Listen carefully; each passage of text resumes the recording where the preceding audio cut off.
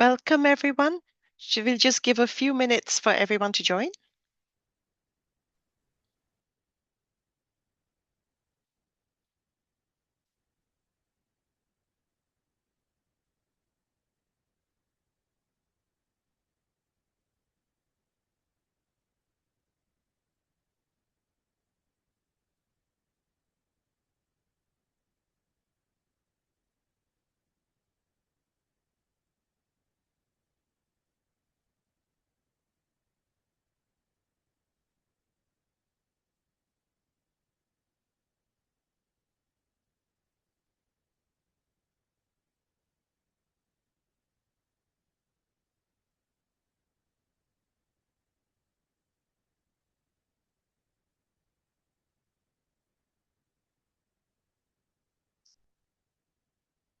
Welcome to the first EPI WIN of 2026. We'll wait one more minute for everyone to join.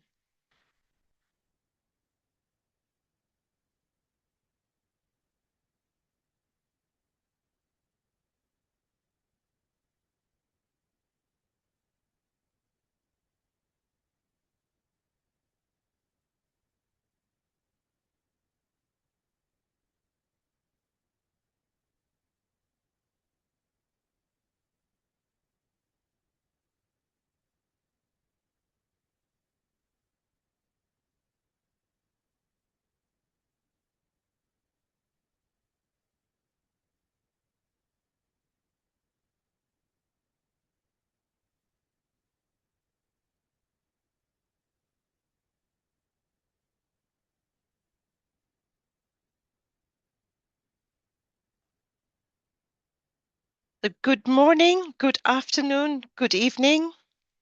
Welcome to the very first EPI WIN webinar of 2026, which is on the very important topic of safe and dignified Mpox care for displaced communities and overcrowded settings. We thank all of you participants for your support last year, and we thank you for joining today, especially those of you who are in, where it's late at night or very early in the morning. We really appreciate you being here. Uh, and I hope you've had a wonderful 2026. Wishing you a very, very happy new year. For those of you who are new, EpiWin stands for the WHO Information Network for Epidemics. And the goal of this is to make share information, make it understandable, accessible, and relevant for evidence-informed actions for both the public and for policymakers. And on that note, we've had colleagues from WHO, UNICEF, and IOM working together for a technical note and safe and dignified Mpox care for persons in IDP camps and refugees and overcrowded settings. So you'll hear from them about what needs to be done, what are the best practices and guidance, and the reasons they came to that conclusion. To start off the webinar today, we have Dr. Janet Diaz, Unit Head for Safe and Scalable Care at the WHO Health Emergencies Program, followed by Dr. Kai von Harbo, who will talk to you about engaging with communities in that regard. He's the Unit Head for Community Protection and Resilience. Then you hear about an overview of safe and supportive care for mild Mpox by Noshin Usman, and then the risk communication and community engagement aspects from Mariana Palavra, RCCE specialist for UNICEF, followed by the program aspects from Sarah Carmen, who's the program specialist at UNICEF. Community health workers play a very important part in this, and Lester Geroy, Dr. Lester Geroy, who works in WHO, will give you an overview of that. Having got an overview of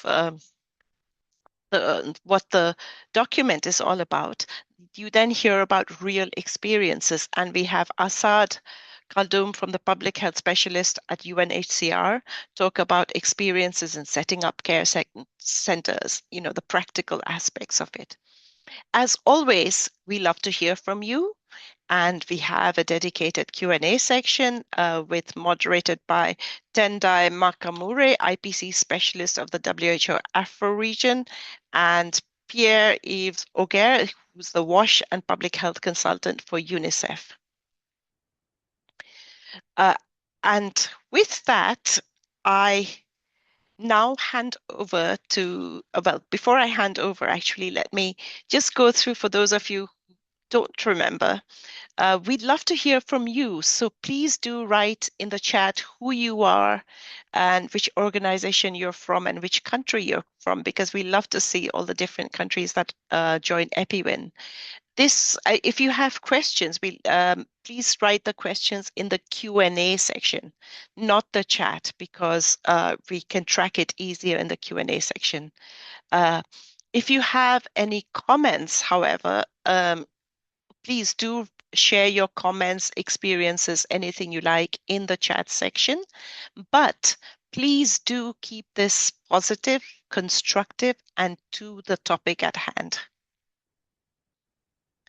This webinar is being recorded, and the recording will be uploaded along with the presentation in our website.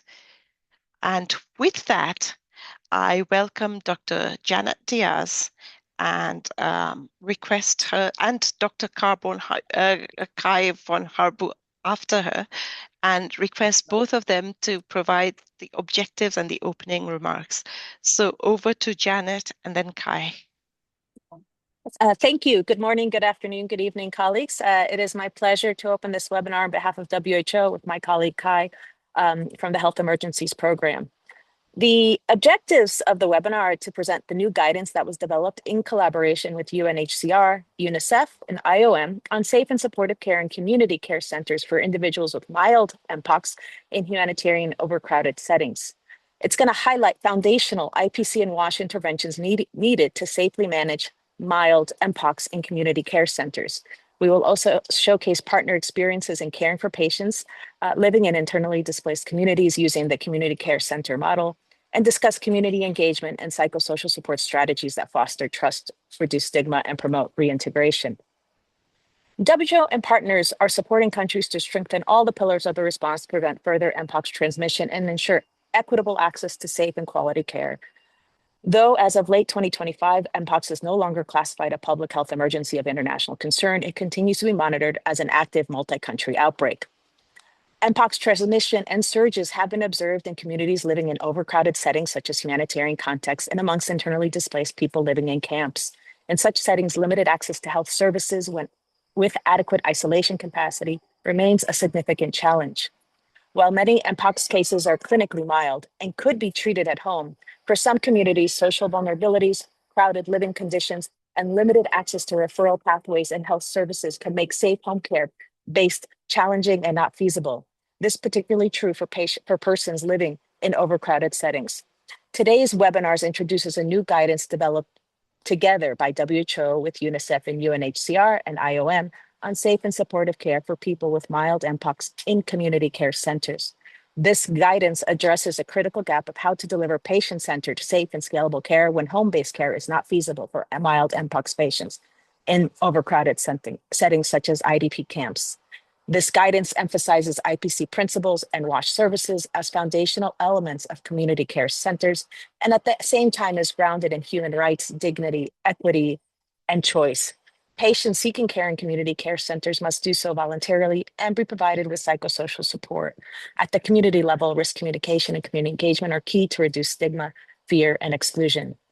Today, we will hear from partners who are implementing some of these principles in practice. They will share lessons learned from setting up and running community care centers in overcrowded settings such as IDP camps. And we will hear from them what has worked to deliver safe care, build trust, and enable safe reintegration of patients after recovery. I hope you enjoy this webinar and find it useful and important for your work. I commend the team that worked on this. This took a lot of partnerships inside WHO, outside of WHO, and I thank you all for that support. And I hand it over to Kai now for his additional opening remarks. Over to you, Kai. Yeah, thank you. Thank you very much, Janet, for really setting the scene very clearly and for outlining this very important webinar and also the content of this very important technical note, which really sits at the intersection of community protection and safe and scalable care. And it was really a great collaboration to develop this important product and also to launch it today in this important webinar. Good afternoon, everybody. My name is Kai van Habu. I'm the unit head for community protection and resilience. And I really welcome everybody to this first EPI WIN of the year. It's great to see so many colleagues joining us today from around the world. I will just add a few comments for this from the community protection perspective. I think Janet mentioned very, very important topics already. Although Mpox is not a fake anymore, it remains a real and concrete challenge, in particular in these contexts that we are talking about today. Those contexts affected by displacement, conflict, poverty, and chronic overcrowding. And these are, of course, also the contexts where we have the most vulnerable populations concentrated. IDPs, refugees, people living in informal settlements, women and children, people with disabilities, older persons, all of these are particularly vulnerable in health emergencies and often have limited access to trusted health services. And in these settings, in particular, we cannot really separate health risks from social and protection risks. And this concerns stigma, but also loss of livelihoods, disruption of family care. All of these concerns can really affect the care seeking of populations and also the compliance with our public health recommendations, and also undermine the overall response to any kind of outbreak. And that's why it's so important that we not only talk about what care is provided, but also how this care is delivered and why the participation of communities in this process is so important. And we will hear about that today from my colleague Lester G. Roy as well in this webinar. And it's also very prominently reflected in the technical note. And really the technical note puts a lot of emphasis on these principles and how they can be operationalized, how we need to implement community engagement, psychosocial support, clear and trusted communication, and feedback mechanisms for participation as part of the community care centers. And also, it put a lot of emphasis on the very important role of community health workers in all of these approaches. And we hear more about that as well today from my colleague, but also from the colleagues sharing the practical experience. And this is really, of course, as most of you know, probably the most relevant part of any EPI WIN webinars. We'll hear from partners with operational experience on implementing, establishing, running community care centers in IDP and refugee settings. This is really critical for translating this guidance into action. So this will, I'm sure, will be the highlight of this important webinar. And I just want to highlight one important aspect. This session is not only about managing Mpox cases today, it's also about building preparedness for tomorrow. So how can these lessons be implemented in these specific settings and feed into preparedness planning? How can they be embedded in the next outbreak response early on? This is equally important as discussing how this can be, how this is applied in the current outbreak. So I would really like to thank the colleagues from the Safe and Scalable Care team, Janet, April, and Nosheen, and many others for this excellent collaboration, and also the colleagues from UNICEF, UNHCR, and IOM for this really important product, and also all the work around it, the excellent collaboration around it. And I really look forward to the discussion today, to learning from the experience that will be shared, and also to be in touch with you over the course of the year in our EPI WIN series moving forward. Thank you very much, and back to Supriya. Thank you very much, Janet and Kai, for setting the scene with those opening remarks. Now, before we go on to the technical session, as always, an EPI WIN tradition, we'd like to hear more from our participants. So a very quick Slido. Having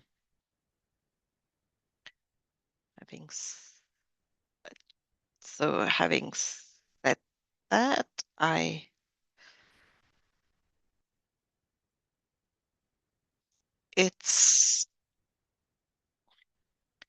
if you go to hashtag slido.com, hashtag 7691545, it should also be in the chat. or you can scan the QR code. We'd just like to, it's a new year, a new audience, and we'd love to know more about you. And thank you for your interest in care for Mpox. It just like to know what background you come from for today's webinar. We have epidemiologists, great.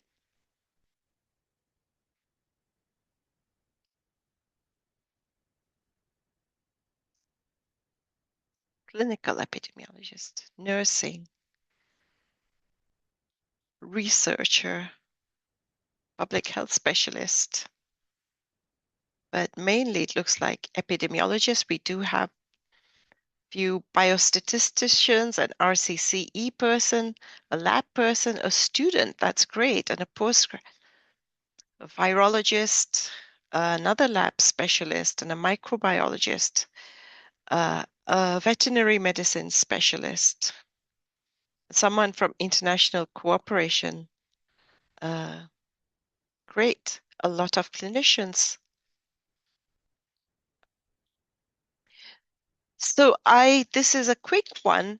The Slido will be on, so please do continue to share your background here, and we will look at it because we really like to know who joins us and who's interested in this work. But for now, I would like to invite Noreen Usman to provide for the technical session and provide an overview of the technical notes.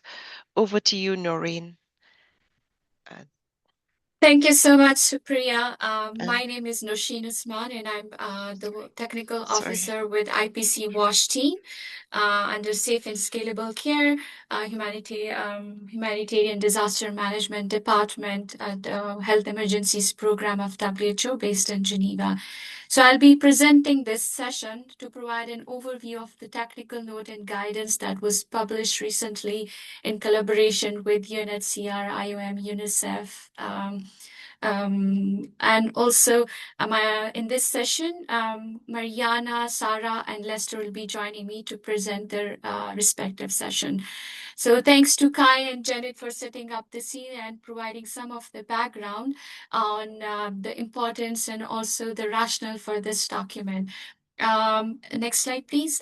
But just to give you what are a background on what are the IPC recommendation for home-based care, because it's a very important, this was published already, a document was published for home-based care recommending some of the key IPC principles. But we have now updated guidance on IPC recommendations for home-based care.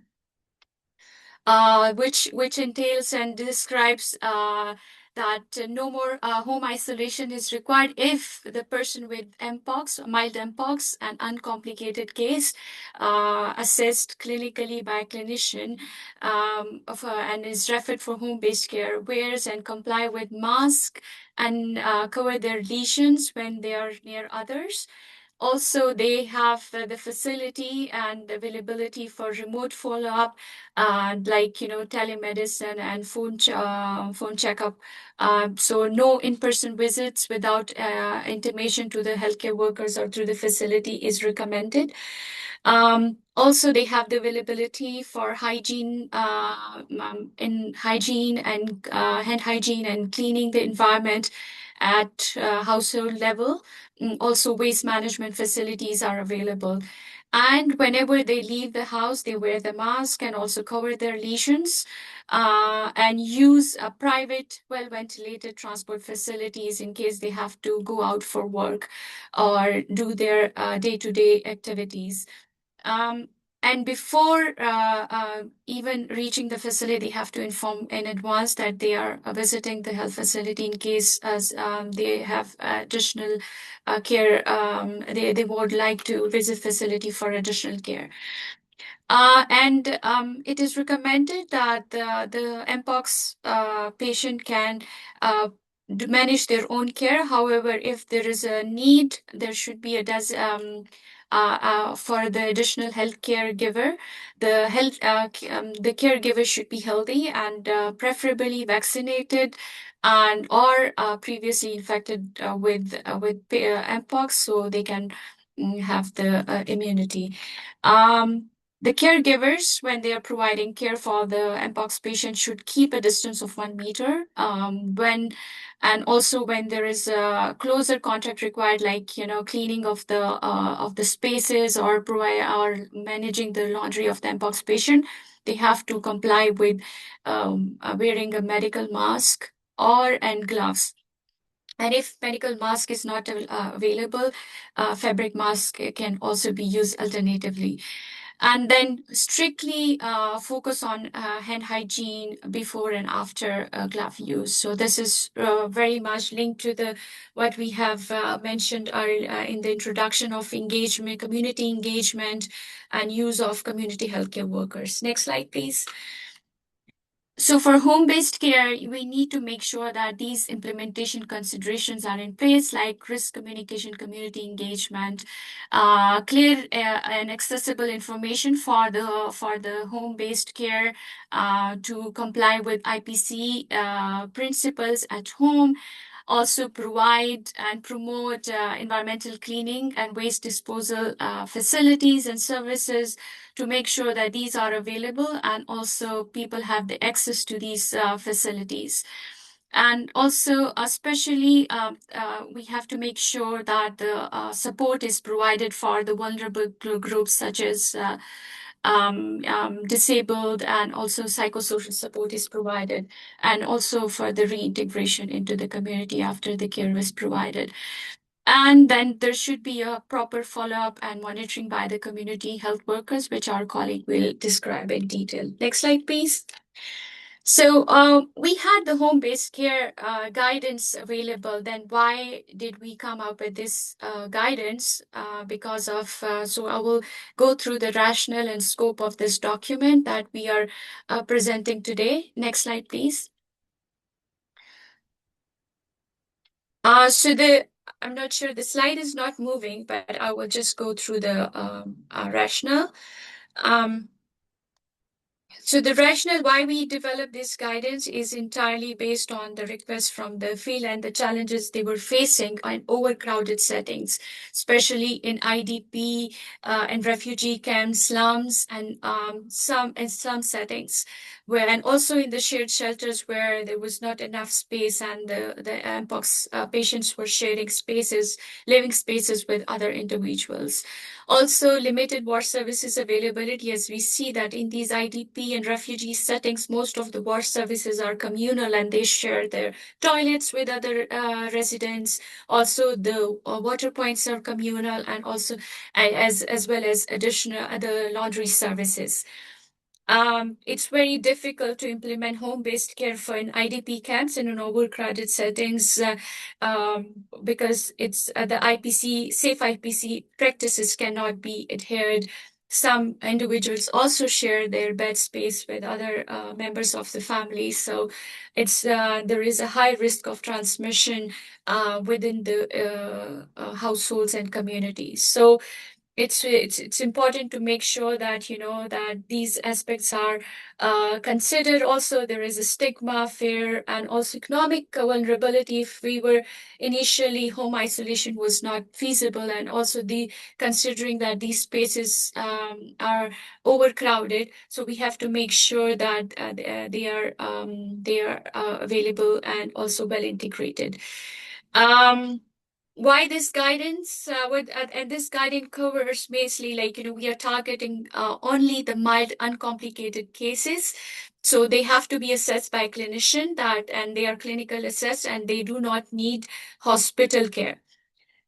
For the IDP, and this is mainly for the overcrowded settings, which are usually IDP camps or refugee camps or slums or any areas where we found a congregation or overcrowdedness.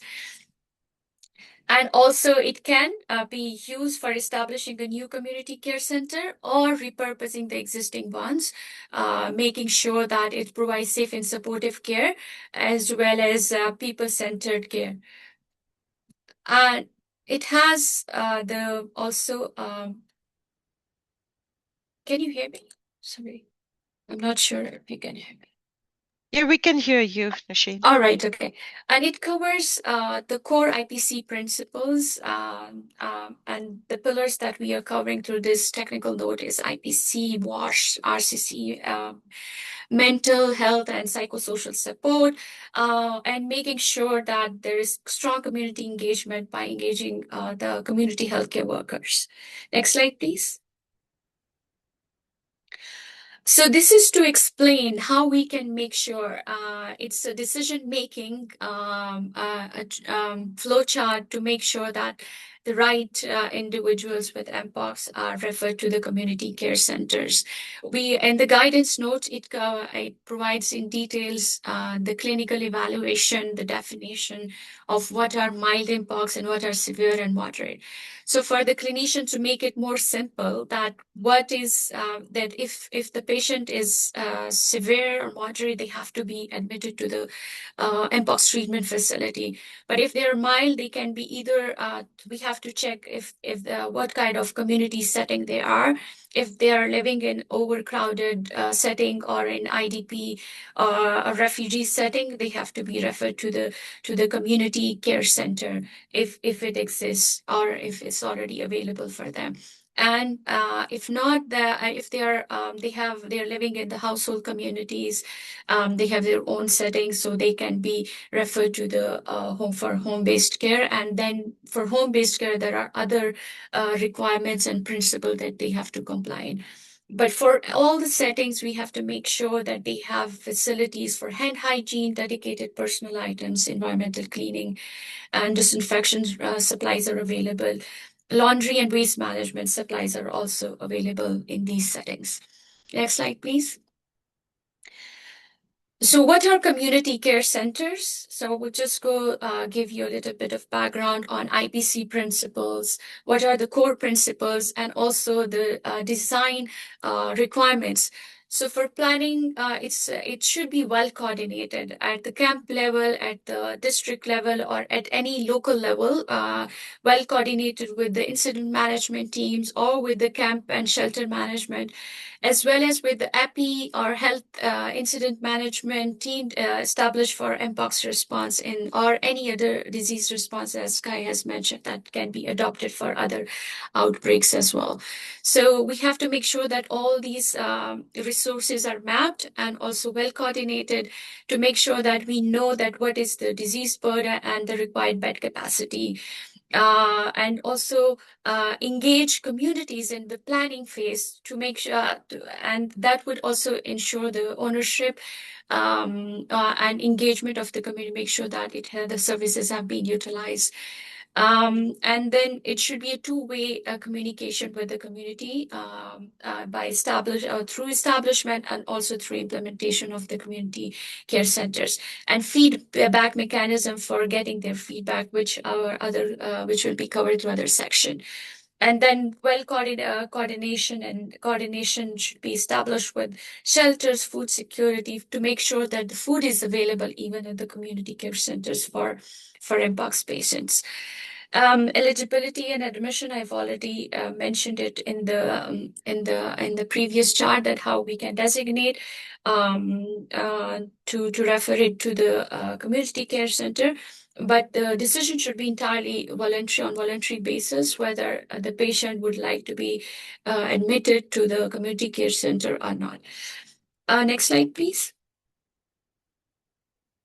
So these are some of the core principles of community care centers, which we are highlighting throughout the document, is human rights and dignity. We are saying a dignified and supportive care, that, there should be a balance of humanitarian, human rights with the public health principles. So to make sure that that this care which is provided in the community care center is safe, respectful, and dignified.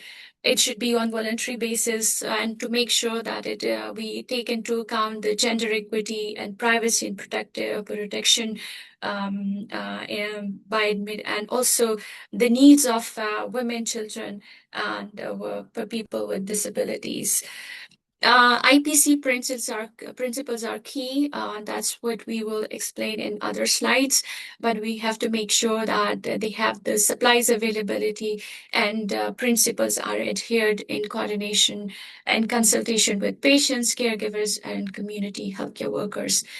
Wash services availability within the community healthcare services is essential to make sure that they are using these services and it's equitable according to the needs of the and to the patients admitted to the community care centers. Next slide, please. So community engagement and trust, I won't go into the details. So this is one of the core principles, which my colleague Mariana will go in details. What are the recommendations for RCCE? Psychosocial support and well-being. This is another important that we have to, during even the clinical evaluation, if a person with existing psychosocial needs, they have to be assessed and to make sure that the services are provided during and even after recovering from the disease, that they are well integrated and the services are provided during the care and admission to the community care centers. And to make sure that there is a follow-up service, so the regular monitoring by the community health worker or by the designated focal point within the community care center, and there should be a feedback mechanism established to make sure that the services are according to the needs of the mpox patients and caregivers, as well as healthcare workers. Next slide, please. So there's are some of the design principles, which will be also covered in other sections, but just to highlight that the facilities design should be according to the IPC principles, that we need to have a dedicated room for each patient. And if we are cohorting, then the cohorting should be only for confirmed cases. And there should be 1 meter distance between beds if we are cohorting the cases.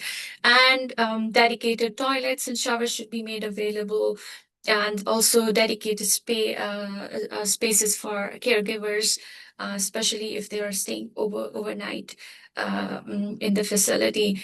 And then ventilation should be all the places and areas should be well ventilated. For staffing requirements, there should be a dedicated manager, community liaison officer, security should be provided, as well as cleaners, and to make sure that there is a dedicated person for daily health checkup. The rest community training should be provided, and also hygiene promotion and health education should be provided within the community healthcare center to healthcare workers, as well as to the caregivers and patients. Next slide, please.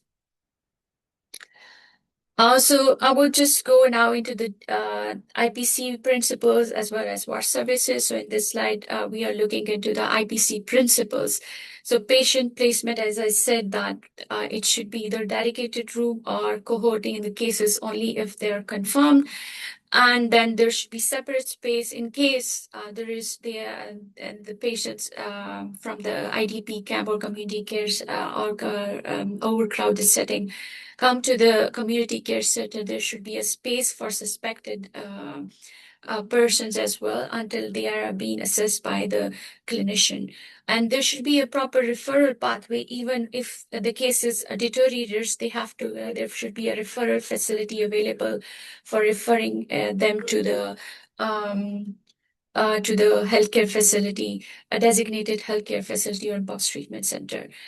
There should be availability for and clear communication with the family and community members, so they can ask questions related to their personal protective or IPC principles and hand hygiene, and also provide relevant information to the caregivers and mpox patients.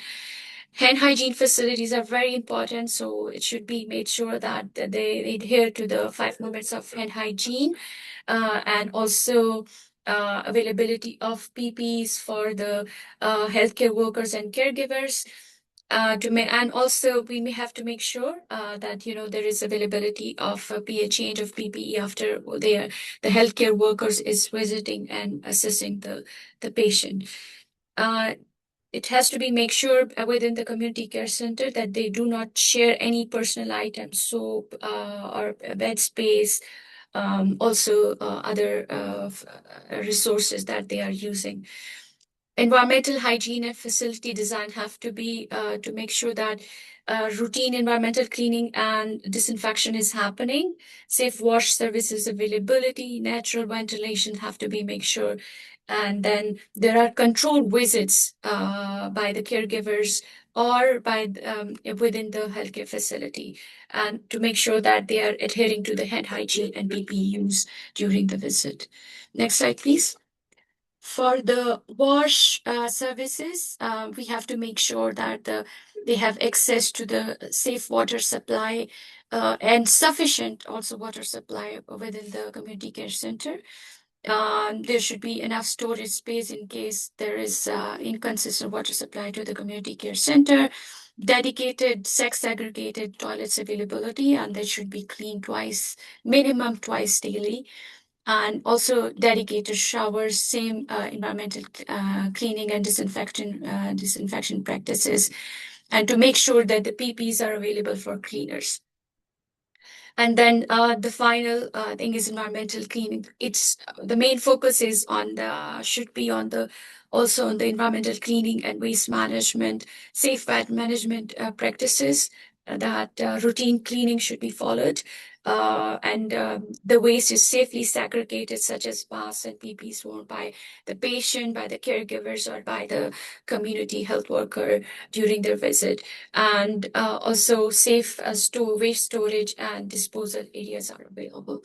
So that's all from my side. I will hand over to Mariana to present the RCCE section. Thank you, Noreen, so much. Hello, everyone. I hope you can hear me. And I would say next slide, please. So just to very quickly, a reminder of this RCC. What is this? It's risk communication and community engagement. That, by the way, it's my expertise. I've been working at UNICEF. Mariana, it's my name. So just reminding how important it is to have informed, engaged, and empowered communities, right? Regardless of mpox or any other outbreaks, because response actions, if we actually do RCCE as we should, then they will reflect local needs and realities, and they'll be feasible and acceptable within the communities, right? And I think one of the most important words is trust. They will create trust between all actors and within communities as well. And this doesn't mean that the success of RCCE means also the success of the other sectors, of the other pillars we are working on, as surveillance, contact tracing, etc. Next slide, please. So some of the interventions that you'll find, RCC interventions that you'll find in the guidance, one of the first is about rapid consultation with the communities in the camps, the setting structures. To do what, these consultations? For instance, to understand emerging vulnerabilities and power dynamics, because some of these settings are maybe less unknown to us and the way we work, but also understanding their specific challenges, for instance, in camps or in the mpox supportive care centers, right? And the consultations will also super important to understand the opinion. What do people think of the services that we are providing? It goes without saying that engaging with communities is not just a sentence that we throw. This is something to be done from the beginning, since the planning phase, right? For all decision-making processes, we understand the challenges with the communities as well. That means that we co-design with them the interventions and we implement together as well, which probably will give us a little bit of a guarantee that they will be better accepted at local level. We need to, because some of these settings already have been established for a while. So there are existing structures and committees that we need to work with, but ensure as well that they are representative, right? That there are no gatekeepers keeping some of the most vulnerable communities out of these committees, right? And once this selection is made in a transparent way, these committees should be involved in the camp locations, in the safe care protocols, for instance, or the community-led care and support systems that will exist at local level. RCC interventions also means it's one of our bread and butter is increasing the awareness of Mpox, and also which will lead hopefully to the uptake of prevention measures. And this is made through ideally two-way communication channels that will address the questions of people and the suggestions, and materials that will be made locally or at least adapt to local context and languages, and also information is practical and contextualized. Next slide, please. And this will be my last. Engaging actors also for one of the most important things, particularly for Mpox, is about addressing stigma and discrimination. While doing this and working with the local actors, we need to ensure the confidentiality and privacy for attending, for instance, in the community care centers. We need to reflect on biases, use the inclusive languages, and create safe and supportive environments. As we mentioned before today, there's this need of, if they don't exist, we need to create and establish community feedback mechanisms, because they'll be crucial to address not only information gaps, but also rumors, address mental health needs, stigma, discrimination, etc. And that's also a way of having people's suggestions on how we could work better. Only these mechanisms and these consultations only make sense if we actually do it systematically. We collect, analyze, and use these data, right? And also to understand how people feel about the interventions in the community care centers, for instance. How are the services? Are we doing okay? How can we improve the services that we are providing? And when we use this data, the data is supposed, the community data being coming from the feedback mechanisms, coming from the consultations. This means that we're going to do something with the data. Otherwise, don't do anything, right? Otherwise, don't ask people opinion and don't do anything about it, because then you will lose trust. That so important word that we mentioned 3 slides ago. So when we have this data, we need to coordinate with the other sectors, with the camp management structures, for instance, right? Or the other pillars of the response. And together we should co-develop recommendations, and more important, to make sure that we track the actions that we said we're going to change or adjust. Almost final, the fact that we should train actors on basic psychosocial support skills, and involve particularly the community groups that are experiencing stigma. It goes without saying, monitor interventions to assess effectiveness, to always improve, to understand the gaps, but also to improve the services that we are providing, either at the center, either at the camps in general. And finally, encourage social inclusion. And how do we do it? Mostly, and without forgetting those that had recovered from Mpox, through the support networks that exist, for instance, in IDP or refugee camps. But now, time to pass it to Sarah. Thank you. Thanks, Mariana, and hi, everyone. It's great to be here. I'm going to highlight some specific considerations for children in community care centers. Children face specific risks, for example, of being temporarily separated from their mother or caregiver, and we collectively need to be aware of and address these risks through the actions I'll briefly mention, and which are in the guidance. And of course, there are other actions that are relevant for children in the guidance. I'm just highlighting a few of them. So the center must provide tailored supportive care for population groups, including children. So PPE needs to be available for all patients, including children and their caregivers and social and care workers. Food assistance, of course, it's necessary for everyone, including children, and must be tailored to their specific requirements. Any care center needs to be safe and protect the health and well-being of everyone. That's why separate spaces and separate toilets are critical for women and girls, men and boys, and privacy and protection needs need to be upheld. All facilities and centers should be free from harassment and violence. We also must consider the impact of supportive care on children, on family security, and the care centers, and including child care and protection risks, and address them through the right safeguards.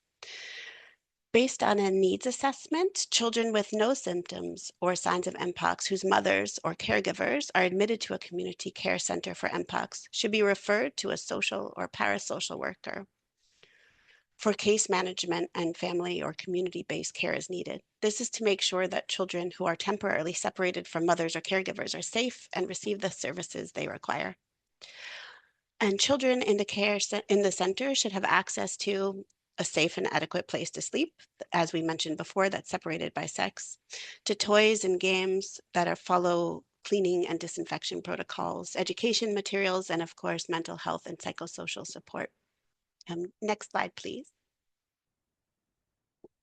There are also staffing requirements that are specific to children, and after recovery and discharge, social or parasocial workers should be assigned for follow-up visits with the child to ensure reintegration of caregivers with children in the community. Reintegration can be achieved by working with community members to eliminate harmful misconceptions, and the socioeconomic impacts in the patient's household also need to be addressed, and this is particularly relevant for children so they can continue in school, have adequate food, etc. Community health workers who are assigned to community care centers act as a liaison between the center and families, including children and communities, to ensure understanding, empathy, and cooperation. They do this by facilitating communication between those in the centers and their loved ones, either their children or their caregivers, to ensure and by addressing the socioeconomic needs in the patient's household by, for example, making arrangements for children left at home to be cared for, thereby protecting their physical and mental health, safety, and well-being, providing food, maintaining income. It's important for children, as I mentioned before, so they have adequate food, access to school, etc. And also, it's important to remember that this requires an integrated approach that ensures community health workers and other frontline workers, for example, the social workforce, contribute to patient care and broader community protection efforts. I'll now pass over to Lester for his presentation. Thank you. Thank you so much, Sarah, and I hope my sound is very clear to all. We'll be talking a bit on community health workers. And in fact, they have been mentioned several times already by the previous speakers from the beginning of this webinar. So by community health workers, we refer to community volunteers. And usually they are present in different countries, especially in local settings. And they have been working very closely with the health sector. In different countries, they are called by different names like village health teams or community volunteers, village health volunteers, CBS volunteers, and so on. So next slide, please.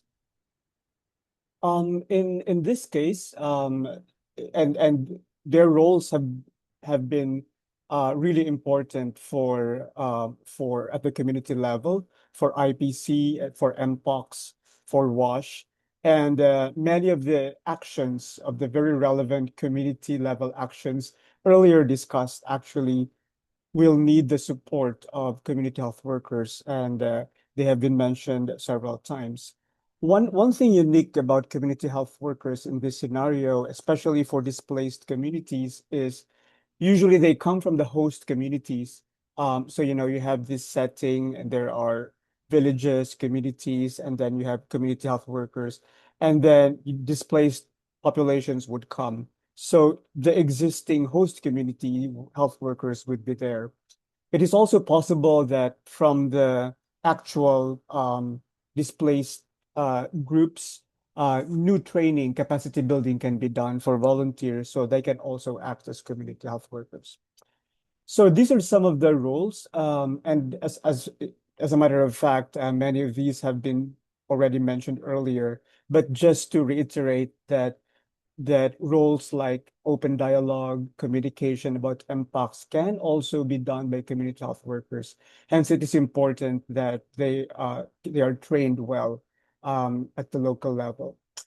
So we have open dialogue, communication about MPOX, health education. Many times community health workers are, at the community level, and they can communicate effectively with families, with patients, with caregivers.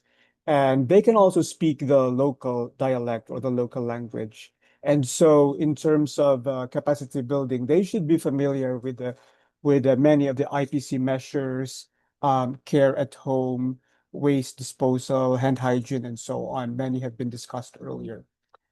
They can also guide patients, families, and caregivers in how to take care of themselves. And many have been discussed earlier, including many of the reminders there, like, hand washing, wearing of masks, and so on. Community health workers are also effective in collecting feedback from the patients, from caregivers, especially on how management and monitoring is done.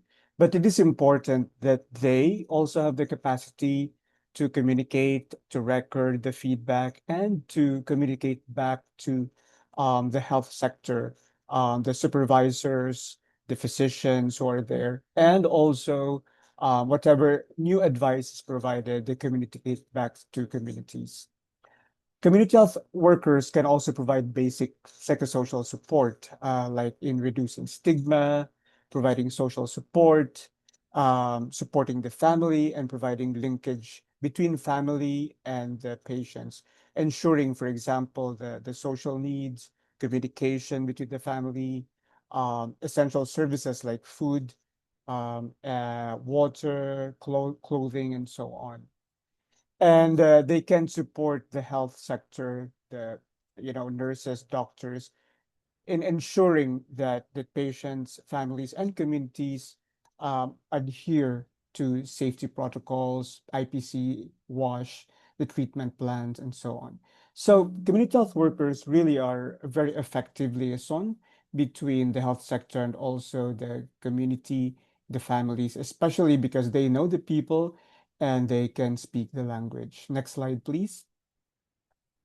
So just a quick summary also, because stigma and discrimination are very real in MPOX, especially in the beginning or in countries that are still starting to have these cases, especially when there's still many unknowns and transmission is, happening fast and people do not know really where it's coming from. So it's important that people are aware, especially community health workers, are also trained on how to manage and understand stigma and discrimination. And stigma can take different forms like judging, negative attitudes, stereotyping, and so on. Um, and this stigma and discrimination can really influence how people access to healthcare or are treated by in health facilities. There is also usually stigma among health workers because they are the ones taking care of the sick, including community health workers. So it's important that we understand and we manage these. So there are several approaches to understanding, preventing, and addressing stigma, like making sure that we engage with community networks and response partners so that we can understand what is really going on. So it's a lot of listening there and community feedback. The importance of confidentiality, privacy, respect is there and has been mentioned also earlier. So how we treat patients and confidentiality. And also working closely with community health workers, community representatives, officials, local officials, on understanding stigma and discrimination and how to manage these. It is important that we reflect on biases. So most of us, we are human and we have a tendency to have biases, but it's important that we understand these and manage them and make sure that access is really for everyone. It's important to use inclusive language and be very careful of, choosing the words we use wisely, and also listening to those affected by mpox and also by stigma and discrimination. So it's important to keep open lines. It's important to have safe, supportive environments for those affected. And also, again, community feedback has been mentioned several times. So there are actually several guides, global guidance on these stigma and discrimination related to mpox, and also the role of community health workers. So we also included the references here. And finally, training on basic psychosocial support. So next slide, please. As mentioned several times already, community health workers can really support provision of psychosocial support and also referring cases when needed to specialists. So this is my last slide, and just to emphasize the importance of community health workers and the importance really of training them, and the important role of health professionals who are supervising and monitoring community health workers, because they form an effective linkage between the health sector and the community. But just to remind also everyone that we tackled just a small part of the roles of community health workers in mpox response, including IPC, WASH, support and care. But they also have other roles like in early detection, in monitoring, contact tracing. They have roles in mental health, already mentioned, coordinating with other community stakeholders, other community volunteers, supporting recording systems, and so on. So it is the WHO has a training, also capacity building for community health workers in public health emergencies as well as in mpox. And we included here some of the references. Thank you very much, and I give back to Nosheen to close this session. Thanks very much, Okay. Lester, Thank you. and everyone else, Lester, Mariana, Sarah, and Nosheen, for this session. Before we go on to the next session, I'd like to remind all the participants that we love to hear from you. So please do write your questions in the Q&A box. Please, the more questions we have from you, the happier we are to respond to them. So with that, I now invite the next session.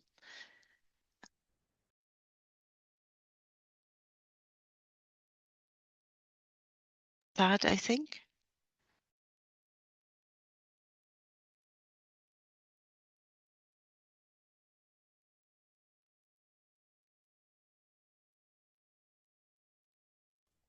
Yes, thank you very much, Supriya and colleagues. Good afternoon. My name is Assad, and I'm a public health specialist working for UNHCR headquarters. And I will be presenting like a slide on setting up community care center and refugee camps, part of the guide. Next slide, please. So it will, like in terms of contents overview, UNHCR and mpox response, why community care centers matter, and then the core principle setting up the centers in refugee camps. CHW roles. I mean, most of those aspects, I think I will like touch base a little bit more shortly on them because it was described quite in details by other colleagues' presentation. So I will try to focus mainly on setting up the community centers. Next slide, please. So just to start, before moving forward directly, to give a background about UNHCR response during the mpox response. So globally, UNHCR public health strategies focuses on including refugees in national health system. So we are trying to avoid creating a parallel service provision. And this is especially important, obviously, in outbreak response. And we try to have refugees as much as possible, including within the national response that is available at national level. Obviously, urban refugees have access to those type of services and outbreak response, but like sometimes in camp settings, refugee camps tend to be a little bit rural and not always have similar access to like, let's say, to the national outbreak response. That's why we tend or try to supplement those services and work as part of the national response plan that is available at country level and basically coordinated at national level.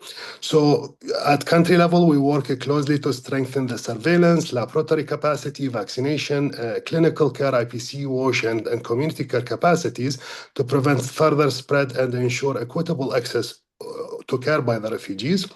And also, infection prevention and control is key pillar, obviously, in outbreak response. So adherence to IPC practices can prevent and control the transmission of infection to healthcare workers, refugees themselves, patient caregivers, and their family members.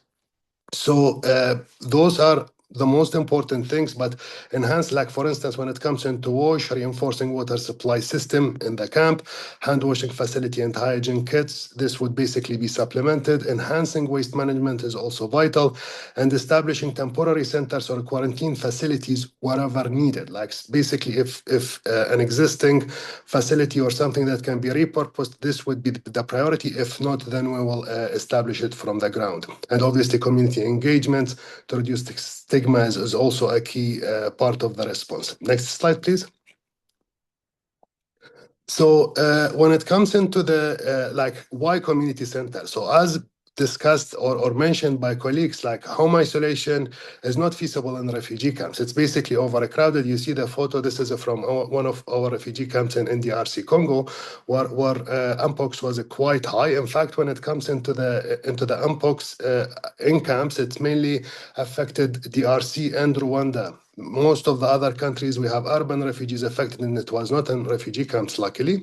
So, but as you see, the home isolation is really difficult and not feasible, and with the risk of transmission being really high due to the overcrowding, and the psychosocial distress and the stigma issues also is high. So the home-based care is essential component, as it was mentioned by the colleagues, for mpox response, and for patients with mild or uncomplicated diseases, it's needed to basically be like in place. And that's why we were very glad to be part of developing this guidance of having the mpox response included in the overcrowded settings. The core principle, I think it was also described very in detail, that basically voluntary with informed admission, gender responsive spaces, strong IPC WASH systems, and continuous community engagement. Next slide, please. So when it comes into setting up centers, we look into mainly those four. So the first is to look into establishing a joint assessment. So like when it comes into the joint assessments, we try to consult with communities from the planning stage and throughout the intervention cycle. Like we basically have a very good, like let's say, community engagement with the community leader, with the refugee community leaders in camps. So in refugee camps, we work with the community leaders and involvement from the outset in the planning. And then also we involve a diverse range of community members when choosing like care areas of mpox cases, and ensuring that the location is acceptable and accessible to the surrounding community.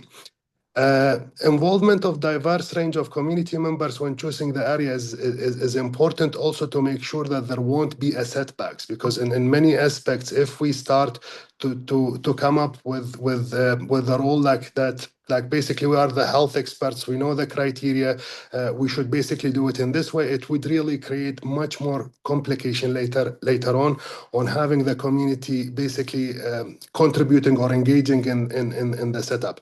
When it comes into repurposing the structure, so you know, like for instance, from the previous like COVID outbreak, luckily we have some camps already have like basically a setup isolation unit for COVID, and we managed in some like settings to repurpose those. So we did not needed to reinvent them from scratch, but we took those facilities and we made sure that they will basically fit the criteria that is basically standardized within the guide. So like for instance, we will ensure that the services available at the center, safe water, adequate sanitation facilities, that there is enough food, stove, cooking utensils, safe and adequate sleeping spaces separated by sex, complex, as it was also mentioned, hand hygiene facilities and hygiene supplies are readily available. So like PPEs available not only to the patient, but also to the caregivers, to the social workers, and the supplies are adapted also to the context of the requirement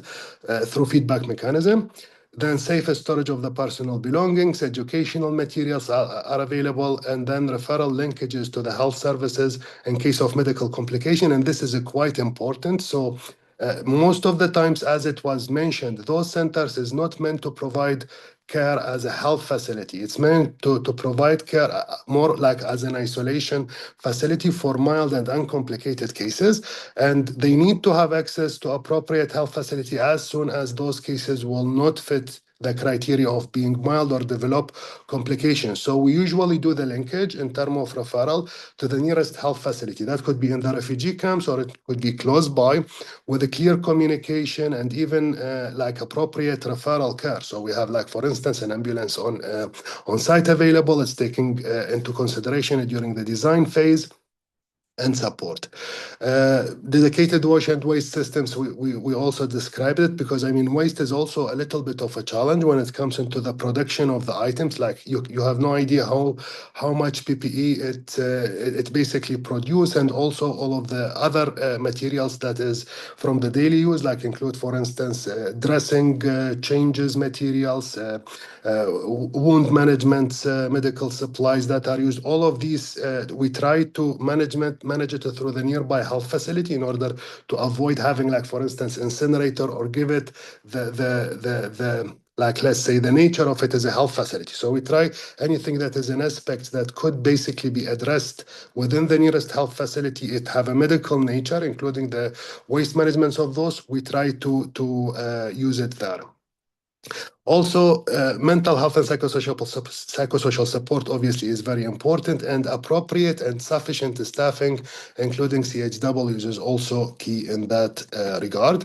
And then when it comes into the last slide for the CHWs roles, I mean, it was also described very comprehensively by Lester, but we find the CHWs as quite important in refugee camps because they are trusted by the community. They provide health education, psychosocial support. Early community engagement is also critical. I mean, stigma, it was mentioned multiple times by other colleagues during the presentation, and it should be addressed. But refugees and displaced individuals usually face heightened risk of a stigma and discrimination in comparison. So like, as fear and misinformation about mpox can lead to scapegoating and tension with the host community. So like, let's say, the probability of having a stigma is much higher, and it's not only endangering the dignity and safety like of the displaced population, but it also undermines the effective public health response, because then even if some of those refugees develop the symptoms, they tend to avoid reporting it or seeking healthcare, which even contribute to the disease transmission and lead to additional, like, let's say, complexity. So let me stop here and hand over back to Supriya. Over.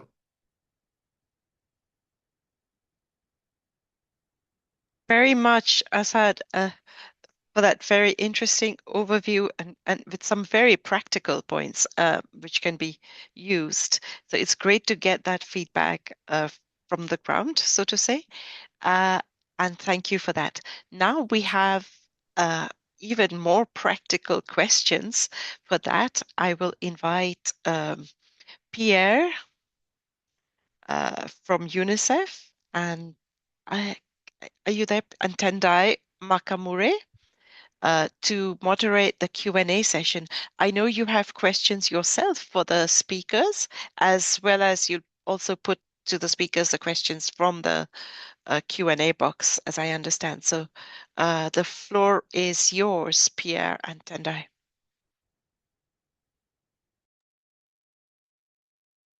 Thank you very much, Supriya, and thank you very much to all presenters. So actually, I will start with a question from the audience.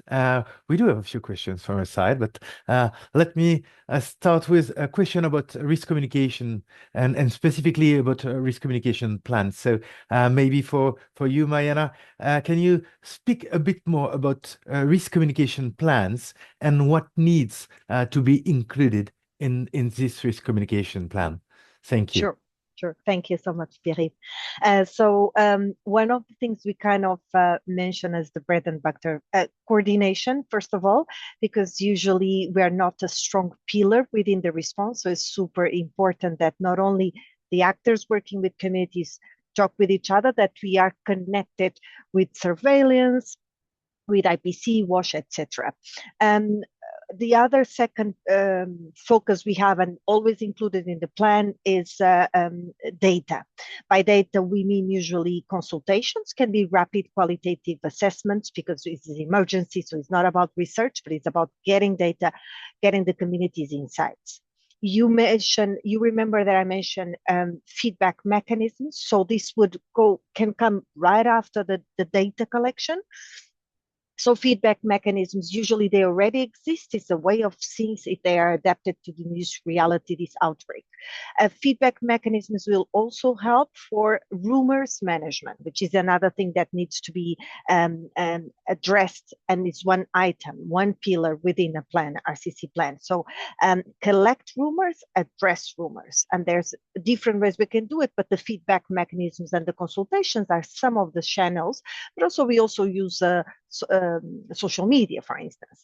Then the risk communication per se, it's all about the communication part, right? It's all about if we understand why people behave the way they behave and what is preventing them from uptaking the prevention measures, then we build the materials, right? We adjust the materials, we translate the materials. Ideally, we co-build with communities representatives. Community engagement, separated from risk communication, is all about being honest and invite actors to co-lead, co-design the interventions and co-implement. Because most of the solutions we find, particularly in this context, in these settings, come from the communities. They will tell us how, for instance, support a care center and where can be installed. And after that, we have obviously monitoring evaluations, which needs to be in the plan because everything that we do, obviously, we need to along the way understand how we can improve it and if it has positive or negative results. Thank you. Thank you very much, Mariana. Now moving on to a question more on IPC and WASH services. So in overcrowded IDPs or refugee camp settings where home-based care for mild mpox is not feasible, what have been the main operational challenges in establishing or running community care centers, and how were they addressed in practice? I think we already had Assad mentioning some of them, but can you maybe Nosheen or Assad come back on the operational challenges for WASH and IPC? Thank you. So, Assad, I will hand over to you. Yeah, go ahead. Yeah, you can start and I can complement Nosheen. All right. Thanks, Perry, for this question. I think it's very relevant to the context.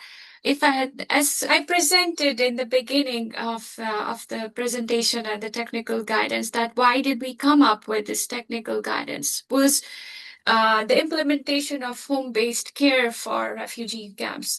And we have seen during the response that there was burden on the existing mpox treatment centers that we couldn't even admit all these mild mpox patients to the mpox treatment centers because they were already occupied. There were limited healthcare workers availability for these treatment centers. So we had to come up with a strategy or a guidance that that could provide and repurpose the existing community care centers, which are usually present for the IDP or overcrowded settings. So to see how we can modify and repurpose these community care centers, that's why we developed these guidance. But definitely there were a lot of challenges in terms of services availability, funding availability, to establish new structures within the IDP camps or within the overcrowded settings. But I will hand over to Assad to shed more light on the challenges from the field perspective. Thank you very much, Noshin and colleagues for the question. Well, practically, I can say that when it comes into establishing it from scratch. So that's why it was very useful to have a sort of a guidance wherever there is a possibility to repurpose some of the facilities that is available in the refugee camps, ensuring the safety, obviously. So, like, for instance, that there was some discussion about like repurposing the community centers, and this is not good because community center is used for other purposes, and we said no, this could not be the case because you cannot like discontinue one of the services to provide this. But whenever it's feasible, like the example I gave with the COVID, like let's say old isolation facilities, it helped and that we managed. And I think even the community themselves, when they give ideas, sometimes it's very easy to listen to them and see what they would propose and get like some of the community leaders help volunteering in the establishment of some of the structures. This would really be helpful. Now, when it comes into having also the continuity is another challenge. Like, you know, the consumption figures or the consumable is a quite heavy or high in rate when it comes into maintaining those centers over the long run. And I think that the only examples we had, it was in DRC where the consumption was quite high. But even in that, like, we managed to mobilize additional resources through the national response plan, through better coordination. Sometimes it's really about just asking and see who is available there and working collaboratively to mobilize those resources. WHO helped a lot at central level, like with the engagements with the Ministry of Health. As I mentioned, refugee camps is normally in rural places and like away from the radar of the district health authorities and so on. So like doing better coordination and involving the health authorities and the other partners in the support, it make the tasks much more easier and more doable. Over. Thank you very much, Assad. Tendai, over to you. Thank you very much, Pierre, and to all the presenters for all the great presentation. And I think now the floor is open for all the participants to ask questions on the information and the guidance that has been shared.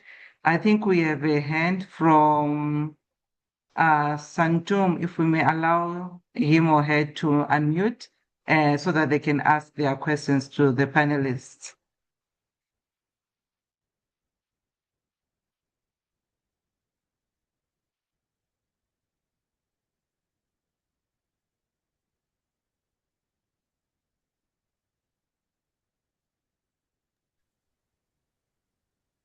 So maybe while we see if, yeah, go ahead, please.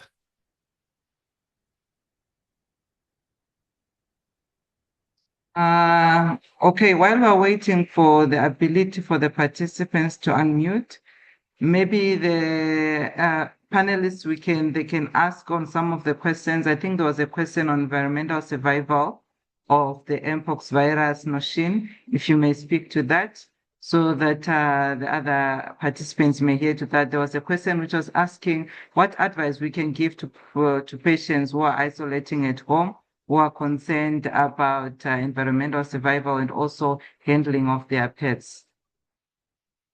Noshin, over to you. Thank you so much, Tendai. As I've answered that we have done the study for virus inactivation, which shows that 0.05% of chlorine solution was sufficient to inactivate the virus at certain surfaces.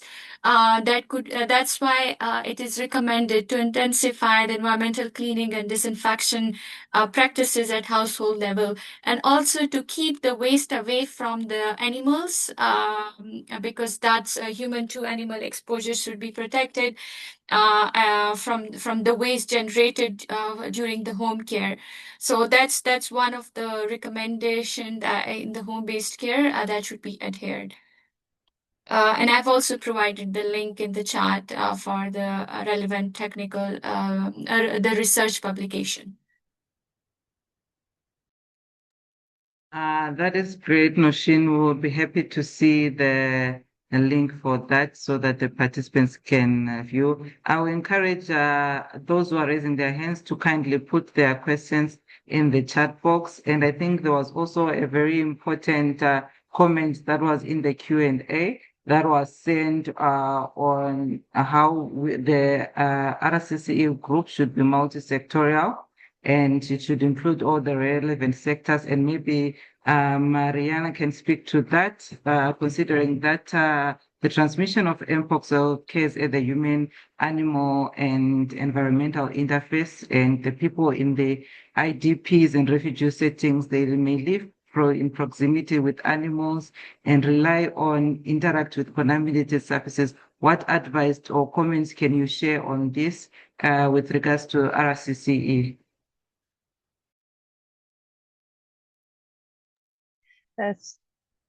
Sorry, I couldn't understand. I couldn't understand the animals and people. So, but I think Noshin was talking about how where to keep animals, right? And the careful to have. That's what we just mentioned a few seconds ago.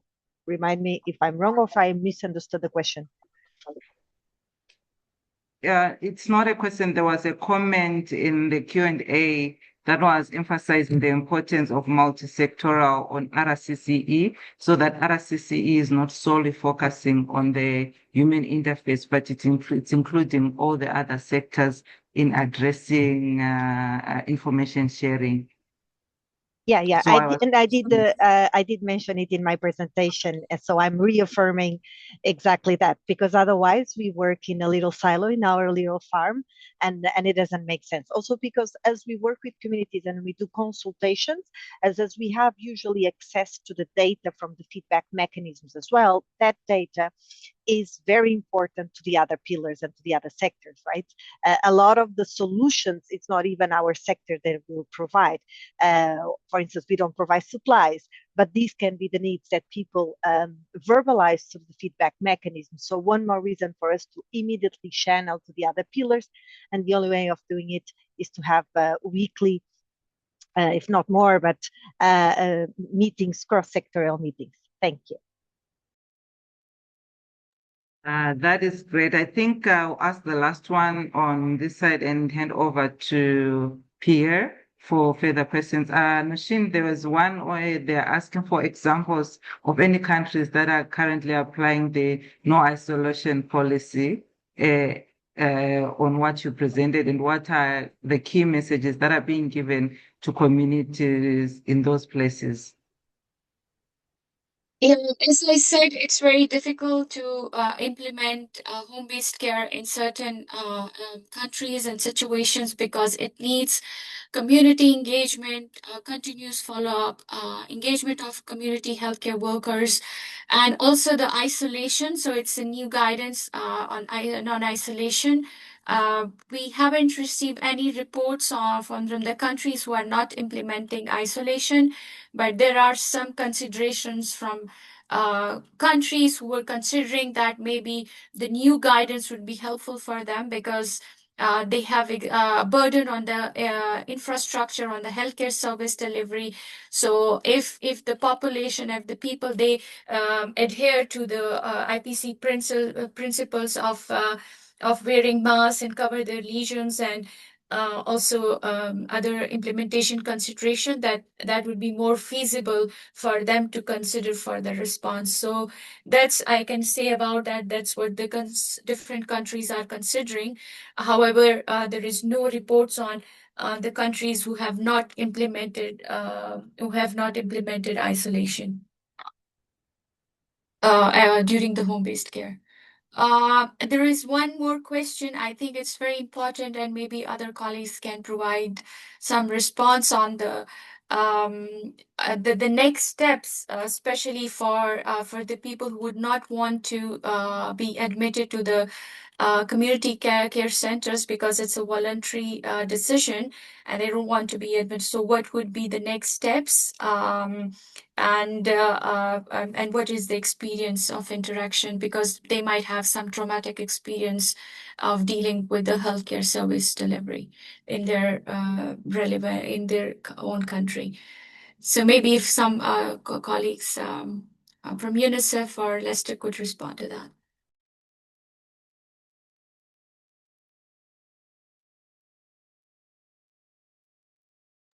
I may come in, Nosheen. I think all of us still remember COVID. I think all of us still remember how people were also refusing, whether fearing or refusing treatment, and also thinking about vaccination in general, right? And again, I think the solution is again within the communities, and that's one more reason to work with the community's representatives. They are the ones who actually will advise where within the context we should create that trust. A lot of times might pass. Just an example, in Mozambique, for instance, we worked with the and actually sex workers, which is even more difficult, but we worked with them, and they were willing to go outside and as recover mpox patients, explaining to people within a mining in a mining setting, so where people were also very crowded, how was the treatment, and assuring that the local care center for mild symptoms worked well. And actually also unbelievable, because of their professional, or despite their profession, they were actually there was no stigma of discrimination, maybe at the beginning, but within the mining responsible company plus the sex workers, they did most of the difficult job, right? For us, I guess the right step was to sit with them and listen to their suggestions. And that's what we did in this particular case in a mining setting in Mozambique. Thank you. I'll add as well, and very much agree with Mariana. So yes, indeed, it is the countries usually decide on how the guidance is, like, for example, on how community care centers, if patients should be or are required to be referred to community care centers, or they can also be do self-care at home. So even though we have a global guidance, usually the countries would decide, and it's usually based also on the transmission patterns locally. But also I will echo and agree very much with the comment of Mariana as well, where you have the important roles of community health workers, because they're the ones who are monitoring, supporting the care in communities and even in community care centers, and they can link with the family. So it is important that they are well trained. They have the capacity to communicate and also to monitor the situation. Contact tracing, they also work very closely with health authorities locally for these cases. Yes, thank you so much. Back to you, Nosheen. Hi, Noshil. There is another question which I thought maybe Assad and UNICEF can speak to on the field experience, which is asking, in the community context of community care centers, as management of infected human waste requires strong financial support, how do we ensure sustainable funding on that? How do we ensure sustainable funding to that? Maybe Assad, you can talk about the field experience on issues to do with funding and managing resources for the care centers. Right. Thank you very much for that, Tendai and colleagues. So the idea is for waste management, as I mentioned or like presented in the slide, when it comes into waste management, we try to avoid having a dedicated waste management facility on the like community center or community care center itself, and we try to link them to the nearest health facility where they have a better like, let's say, operational capacity to manage waste. Now, this is not always the case, obviously. Sometimes we don't have like a nearby health facility, or the logistic of sending it would be quite problematic or complicated. And for those, we tend to have like a resource allocation specifically with its basically context specific. But funding-wise, we try to include it, as I mentioned, in the national, let's say, resource allocation platforms for the emergency response. Like I remember for Mpox that there was a continental, let's say, fundraising platform for the entire one. And then whenever there were gaps like that is not covered through the country or national allocation, we were doing it. And if not, we did our own fundraising through UNHCR. So we basically did fundraising specifically for the Mpox response as a complementary, and we reached out to specific donors because I mean, Mpox was also basically labeled as a like heightened risk of international concern. So also the development partners or other donors were available to support. And I don't think in very few circumstances where we faced like big challenge because they were either integrated within or included in the national health system or mechanism that is available locally, or whenever there were a gap, we were trying to do supplementary fundraising for those at country level or even at regional level. Over.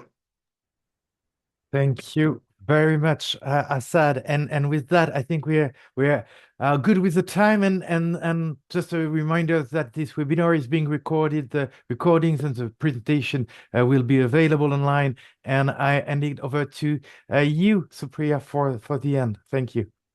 Can I come in on last comment? Just Please, one. Nashin. Thank you. Just one, because I've seen a lot of questions popping up on no isolation. Just to make it clear that isolation within healthcare facility is still recommended.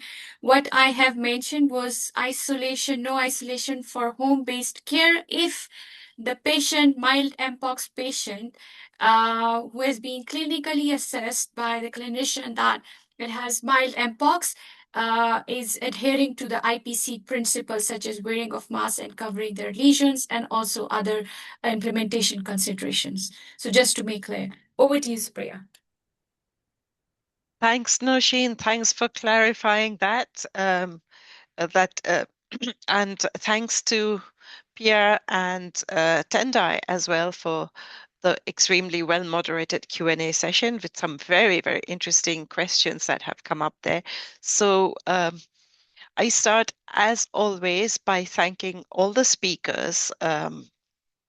Nosheen first for organizing this, taking the lead from the technical point of view in organizing this webinar, along with UNICEF colleagues and IOM and UNHCR colleagues. Thanks to Janet and Kai for their support, and April as well. Thanks to all the speakers, Mariana, Sarah,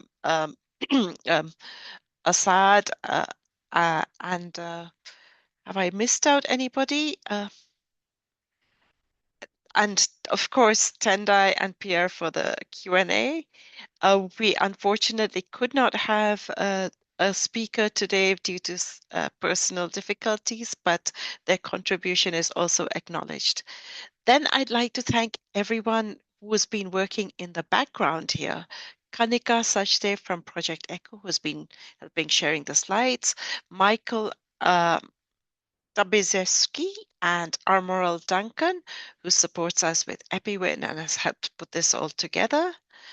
And finally, last but not least, our participants. You are what makes EPI WIN special. So thank you for being part of the EPI WIN family. And on that note, I hope we've kicked off 2026, and I hope you will join us for the next EPI WIN webinar, which is next Thursday, on community social protections for preparedness and response. So that looks at multi-sectoral community social protection, what we need to do, how it works on the ground. Then on the week of 2nd February, we have 2 EPI WINs, both because they're time sensitive. 2nd February, Monday, we have 10 years of Zika. It's been 10 years since the first public health emergency of international concern was flagged for Zika. The progress since then, the lessons learned, so we explore that.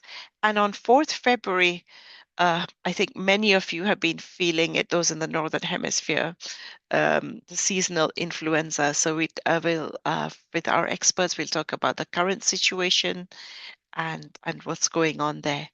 There will be more, so watch this space. But I do hope you join us in the coming weeks for the coming EPI WIN webinars. And there were many questions about certificates. The goal of EPI WIN is knowledge exchange for to make it understandable and relevant for action. So I hope you're here for the interest and not for the certificate. But having said that, we do provide certificates to those who request it and respond to our survey that you will get at the end of this webinar. We're doing our best to keep up with the sending of the certificates. It may be a bit late, but you will get it if you have requested it. With that, once again, thank you very much. Oh, I forgot Lester. I'm sorry, amongst the speakers. I just realized Lester as well. Lester, of course, has also been part of the EPI WIN team, but today he's been a speaker. So with that, thank you very much. And thanks to all. Bye. And have a wonderful week. Thanks everyone for joining. Thank you. Bye-bye. Bye.